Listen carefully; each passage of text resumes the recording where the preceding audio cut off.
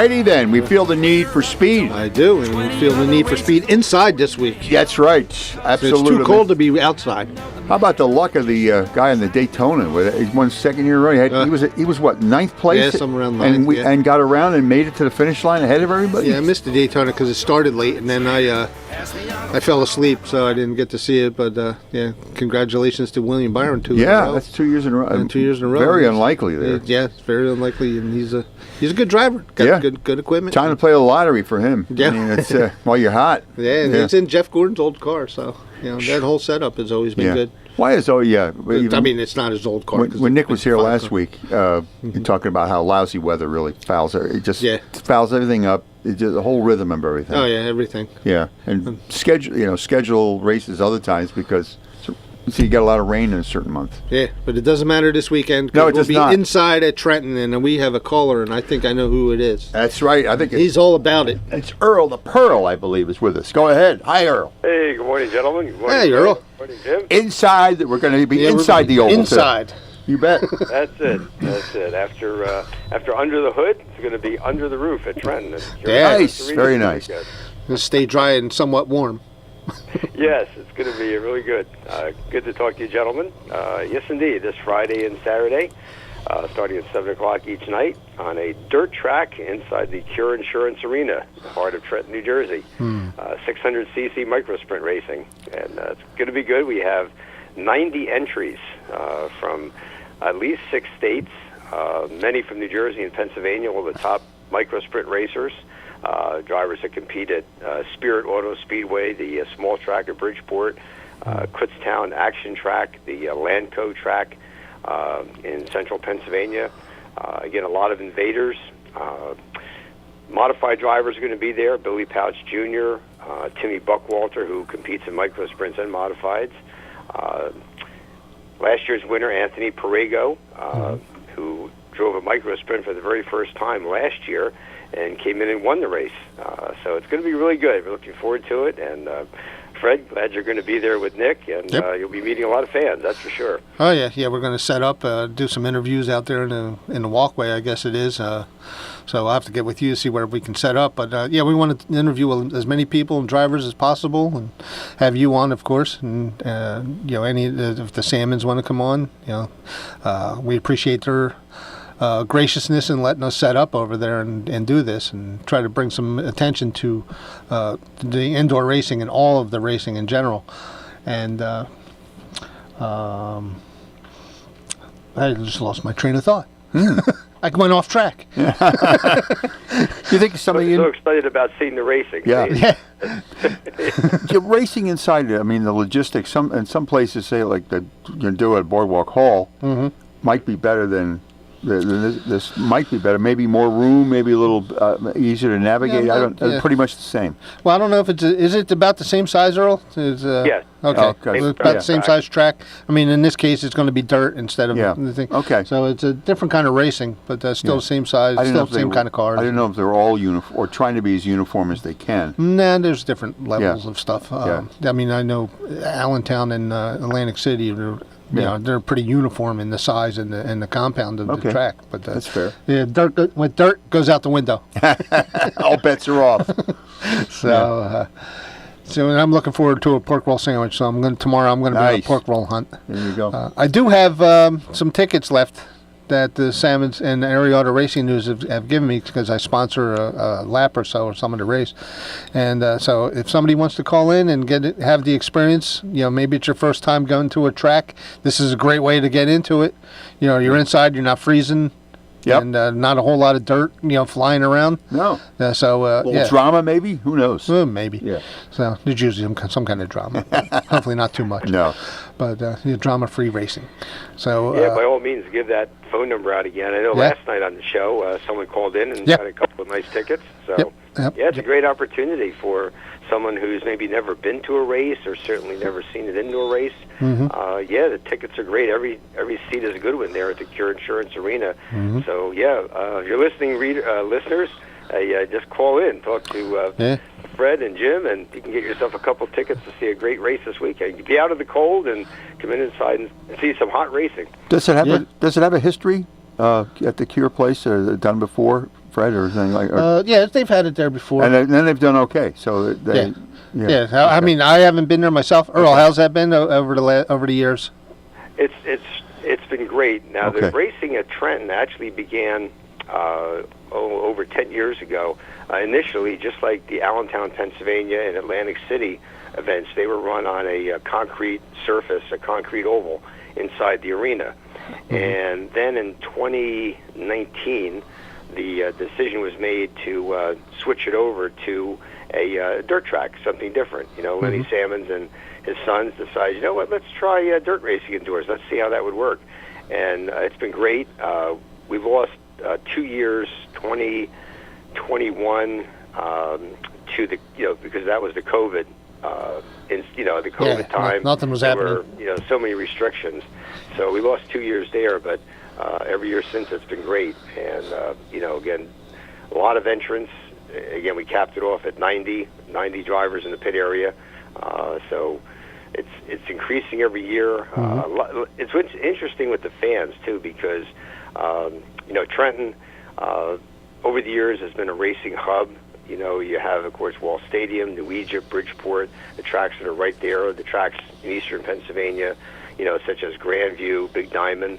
And we get a lot of those fans, who come to Trenton to see racing in the center of Trenton, right in the middle of winter. So it's kind of neat, and that's what makes it great. It's a big group of fans from different areas and who enjoy different types of racing.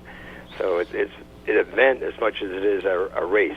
So that's what Lenny really wanted, is to have an event this time of the year where we could get everybody together before the outdoor season starts. And it's really working. So great to have you guys involved as well. Yeah, we try to turn every race into an event.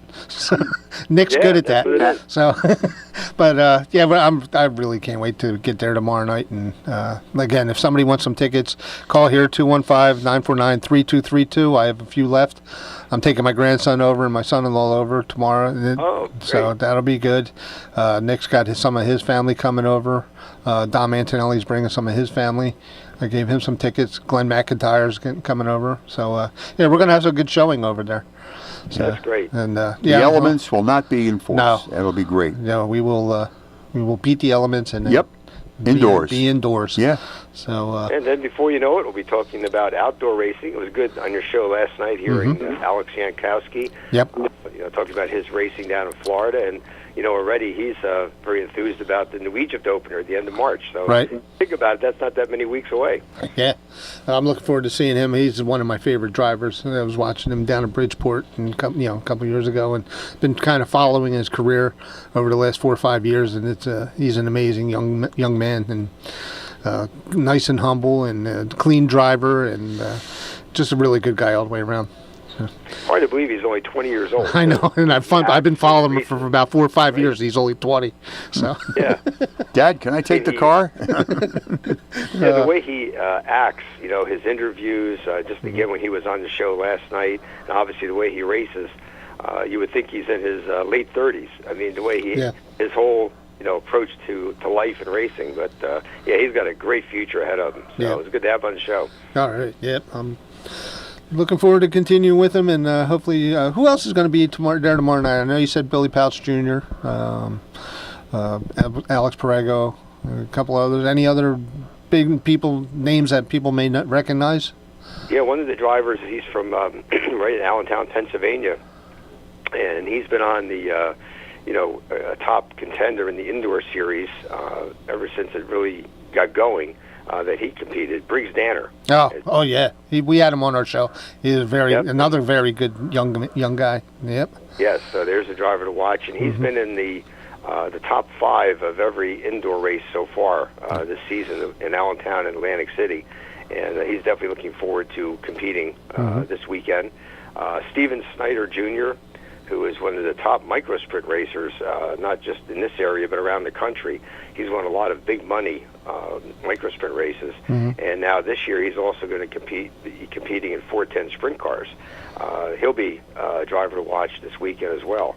So it's going to be good. Yeah, that's what makes this race so interesting. There's drivers from so many different divisions of racing will be competing. So get ready for some good action. All right.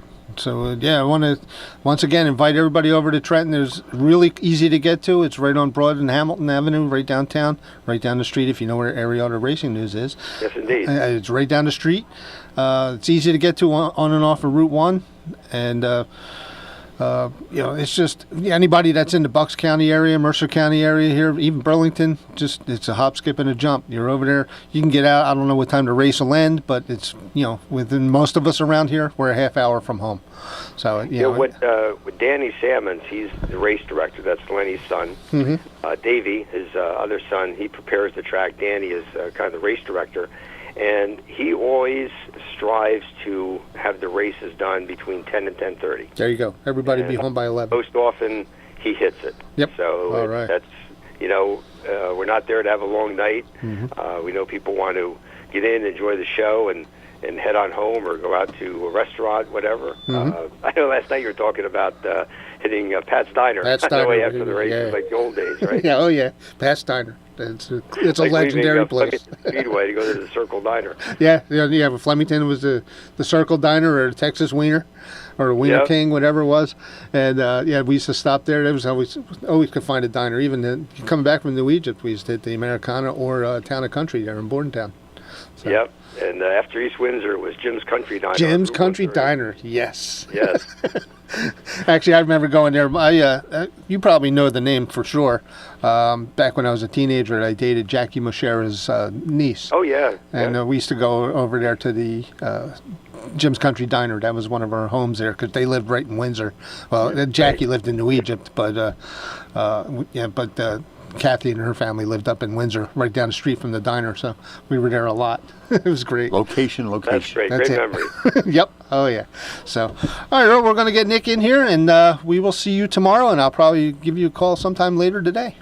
Okay, sounds good. Look forward to it. Gentlemen, keep Take up care. the great work. Great show as always. All right. Thank you, Earl. Thanks, for Earl. the updates. Yeah, so there's some anticipation here for this thing going on. Oh, this is going to be huge. And if it works out well, it'll add for the momentum for future being there. Yeah, other races at the Cure, we'll have to keep with the Salmon. I don't know.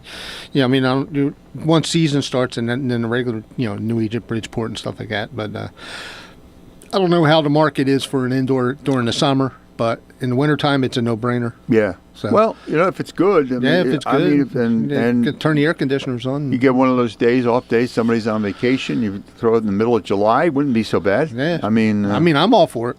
I hope there's a market for it in the summertime. How do you know? Give it a shot. Yeah. And, I'll be down in New Egypt most of the time with Bridgeport. Yeah. And when Maple Grove for the drag races. You get the Atlantic City thing too, right? I won't be hitting Atlantic City. But that has potential, though. That could be good. Yeah, I mean, in the indoor racing down there. The more the merrier, right? Yeah. I mean, Atlantic City's got some good racing down there. But I'm looking forward to this no more whole on season's gonna Atco. be great. No more Atco. Atco action. Makes it Saturday. that much easier for Maple Grove. But yeah, okay. I mean, it's a shame we lost Atco. It's a shame we lost Englishtown. I mean, they were great racetracks. Right. A lot of guys run down to Cecil County in Big Daddy Delaware, Don Garlits. or Maryland. Yeah. I mean, you can hop down to Cecil and in Maryland. It's right on the border.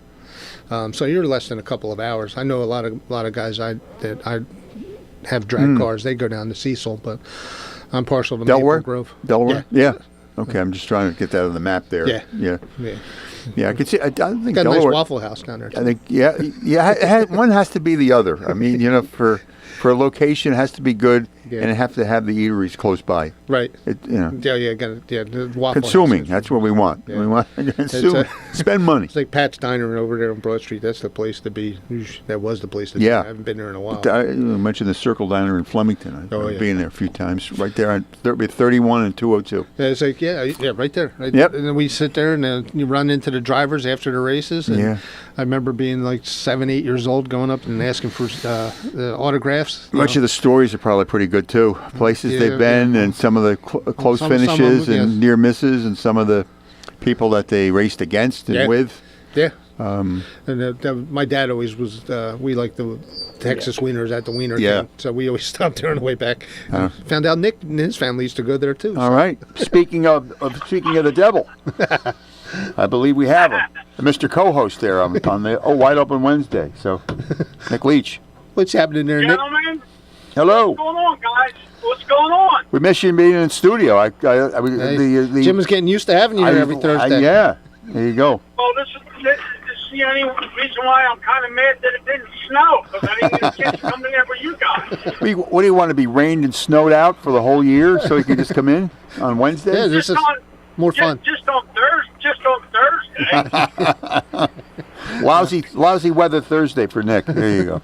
There you go. Oh, man. Yep, exactly. Yeah. So, we're getting all amped up for Friday and Saturday. So.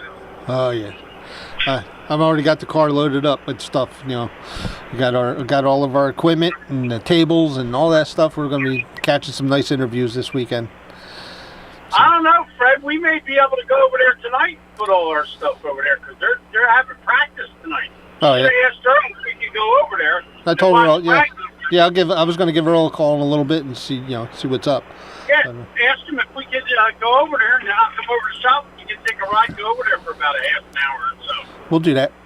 Either that or shoot Kate an email or a message, and she can find out if we could go over there, and then we won't have to lug all that stuff over there tomorrow. You know what I mean? Yeah, Just, yeah. Set the table up or whatever, and then in the banner, and then we can come back with our stuff tomorrow.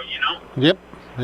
But yeah, well, we can do that. I'll give her a call in a little bit, and then maybe I'll give Kate a call as well, and then we'll get this all done. And we're gonna do a bunch of interviews. We're gonna get a lot of information out there racing. Hopefully, people that are listening will come over and see us at our Wide Open Wednesday table. We definitely want the fans to come over and talk to us. And we'll be able to get to talk to some drivers. We probably should have poached trying to get Alex to ride in one of them 600 micros. We probably could have got him a ride. Oh yeah. Yeah. You know what I mean? I'm sure somebody that has a car or a couple cars would probably put Alex in one of them cars. Definitely would put him in there. Yeah. Yeah. So. But that's all right. I mean, we're gonna have a lot of people over there, and now it's a chance because it's our area. Mm-hmm. We'll be able to see some of the people that listen to the show, and that'll be pretty cool. Oh yeah, and we got get a lot of people coming in, talking to us, and getting some more notoriety for the show, and hopefully we get some sponsors out there and some advertisers, and we want to make this show as big as possible here for WBCB and for us as well, and for racing in general. I mean, we want all of we want to be almost synonymous with the racing world. Not on the same level as every other racing news, but we'll take our place. Because you're in the game, that's all. We're in the game. Yeah. Hopefully tomorrow will be official tomorrow. My friend from 6B Apparel, Chris Bolson, said that our shirt should be in tomorrow. Cool. So hopefully we'll be looking pretty professional tomorrow over there. So he does all my subliminal shirts for New Egypt and stuff. So yeah, we ought to be looking pretty sharp tomorrow. Hopefully it'll come in early, and we'll be looking snazzy for this weekend. Right. So, but I'm ready. I'm ready to have some fun with the fans and get a chance to see some people that we're going to look forward to seeing through all summer long. Yeah. Let's set the tone a little bit. If something happens really exciting, then it should have the momentum to carry over for the rest of the summer. I'm a superstitious guy, and if you roll with it, Yeah, we have some big plans for the summer to go along with this, and this tomorrow will be the springboard to kick it off. The trend is your friend, I would say. We'll be down in New Egypt doing some interviews, and in Bridgeport, Maple Grove, anywhere. Anywhere. And probably I'd like to hit out Williams Grove or something, and some of the ones out there.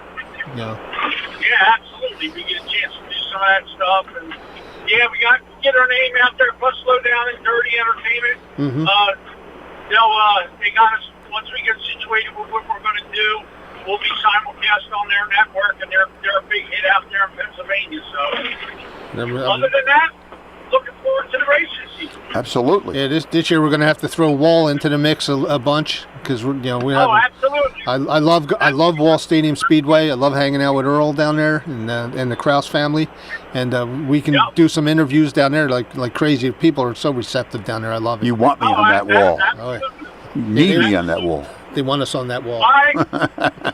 Let me concentrate on the crazies out here, and I'll try and get my laps in out here, and I'll talk to you guys later. Yeah, don't run anybody over. Yep. And don't do any hole shots. Don't do any hole I shots. won't. All right, no problem. I got you. I'll talk to you later. All right, Nick. There you go. Yeah, he's so shy on the air. He's got to open up a little bit more. So he loves the studio. He does. Yeah, He loves his WBCB. enthusiasm is contagious, and his heart's in the right place. Yeah, he loves WBCB. He loves Yeah, what he does. He loves doing the announcing down in New Egypt and wherever we're at, and we thoroughly enjoy each other. First of all, he's loud, so you can do what you want, but you can't ignore him. We are a right. we are a good compliment for each other. Yeah. So, I'll throw in some color commentary, but he's the main man. Yeah. And I'm proud to be But partnered up with him. his enthusiasm is not Oh, yeah. phony. It's not one of these, No. hi, my great afternoon here at the raceway. No, he has been involved in racing since forever. Since he was a tiny kid. Yeah. We're about the same age, but I got out of it for a while. With him and his brother and a couple of the other people, Mark being included. He's right about he grew up yeah. with it. He's right about the weather, though. It can really just mess. Like you get a certain vibe going, a certain momentum, and some lousy weather can really throw you off. Last year was brutal for New Egypt. Yeah. I mean, the weather was just seemed like it would wait till like 10 minutes before race time and Right. it would start dumping again. Yeah. Yeah, I actually drove down there a couple of times, and it looked like the weather was great. So I'd drive down there, and I'd get down there, and the place is empty. And they're like, "Yeah, we got a big rainstorm, and it just ruined the track." I mean, there's a lot of science to the track. I mean, it's not just dirt. And, Anxious to see how the indoor goes. I mean, we know it's going to go out on its schedule and everything else, barring any mishap or anything. But you don't have to worry about weather. And if you get a good start, I think that's a good omen. Well, the thing is, it's like when Earl was talking. Davey's the track prep guy, and used to be before he got involved and got really into it. There would be like you'd do like 1 or 2 laps and there'd be a wreck. And then they'd have to that's right. It'd be and it would make for a long night. But somehow Davey and Danny figured out how to Minimize that a little bit. to prep the track. There's different compounds. There's different ways of making racing lines. So now they said, Earl was saying last night, you could run 4 wide with those micro sprints, which is fantastic racing. Yeah. It's usually 2-3 wide. But I mean, A little slack there, a little four movement. might be a little tight, but it's possible, and you'll get some good racing that way. And then a little jockeying for position, Yeah. things like Yeah, I There's mean, more so- there's a little more strategy involved. strategy in Yeah, there, and right. The way it used to be, there was no strategy. It was just kind of like a survive. Yeah, bumper cars. Yeah, bumper cars. Exactly. And the amusement parks, right? Kind of stuff like that. Yeah. So they figured out what to do with the tracks and how to make the compound, whether it's on the concrete at Allentown and Atlantic City or the dirt here in Trenton. They got it figured out. Yeah. And it's going to be fantastic, and I can't wait till tomorrow night. So and hopefully you get a report in there on that. That'd be kind of interesting too. Yeah, we're going to do some stuff and tape it, and then you can see it on our Wide Open Wednesday YouTube channel, my America's Mechanic YouTube channel, which we wrote. Yeah. We did a couple of videos last week with Craig. I did an America's Mechanic that's coming out tomorrow. We're going to publish that tomorrow about brakes. And then with Nick and I and Nick Marco, we did a Facebook Live and did a bunch of stuff for Wide Open Wednesday over at the studio as well. Yeah. And that'll become the Facebook Live's already out, but we're going to dress it up some more and then put it on our YouTube channel because we have a Wide Open Wednesday YouTube channel coming out. And you can billboard for the upcoming schedule, so to get everybody up to speed, as they say. Yeah. And then we're going to do that every week. We're going to go over every week. I'm going to do an America's Mechanic on the repairs, and then we're going to do a couple of Wide Open Wednesdays recaps of what happened in the past week at the different tracks and what's coming up at the different tracks all in the area here. Yeah. So we got a nice plan, and I think it's going to work out well, and we're going to have a blast all year long. It's good. I mean, hopefully it gets off to a really big start. It'll carry you right through then. Yeah. Yeah. We want to take everybody with us. I know my first race, I have a lot of friends, and they're pretty good to their word. They all got shirts, Fletcher's Fletcher Racing shirts. Those are comfy when you put them on. Yeah, Kind of sits right, just kind of move around in them a little bit. They're actually warm. The hoodies are warm. Yeah. So we warmer than my regular hoodies, but the people will be there, and I'm probably going to have about the between Fiesta 40. colors. It has a very Fiesta look about it. I'm planning on bringing between 40 and 50 people coming down to New Egypt the first time, and then we'll see. We'll go from there. Dad going?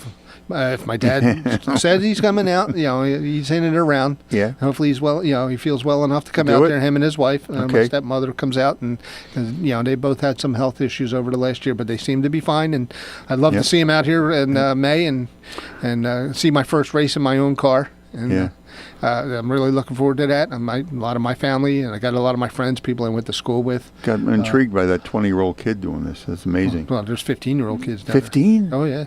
Wow. Well, Paulie Hartwig, he's 13. These teenagers today, what are they doing? I'm telling you.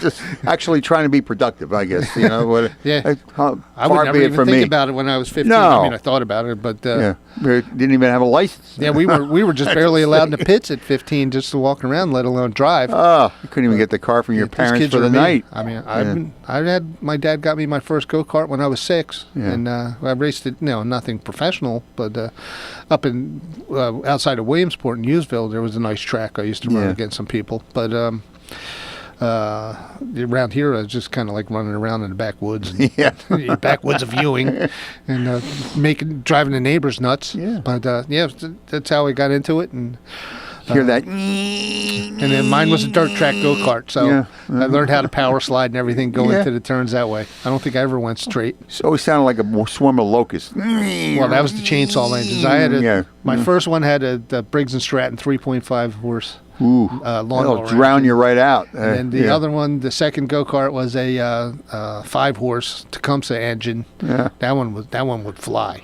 I remember my aunt lived up in outside of State College, and they had almost like a mile-long road, and she was driving down the road, and I went by her, and she goes, "I was doing 55." Yeah. So I lived on a hill, so we had the go-karts going downhill in it, but you couldn't tell whether it was the go-karts or the 17-year Locust had the same. That's the chainsaw engines. Everything sounded. It was like a ringing in your ears. Yeah, but you get used to it though. Yeah, up in Hughesville, they had a lot of guys had chainsaw motors, which had turned a lot of RPMs, but it made a lot of noise. Yeah, it's a headache waiting to happen. Yeah, mine was a little more of a torque thing. Yeah, but we had a lot of fun. Remember that noise though? Like a swarm of bees. We always tried to have go-karts, even when my street was on a hill in Ewing, and I accidentally, well, I shouldn't say accidentally, I thought it was extra wood. My grandfather was building a porch for us on the side of our house. I took the wood and made a nice dragster go-kart and rolled it. And he's like, "I need that wood," so I had to take it back apart. Oh, that's amazing. So we had so much fun. It's the noise, just the noises for you remember. Oh, yeah. It's like childhood stuff, and boy, now we can't take any noise of any kind. No, I can't hear it. I can't hear it anymore anyway. So. You're in a busy where you can't hear a thing, right? Yeah. There's too many heads and jet engines and stuff now, and loud cars. Yeah, I mean, I'm surprised you haven't had a hearing loss. I do. That's what I'm getting around to. Oh, yeah. What?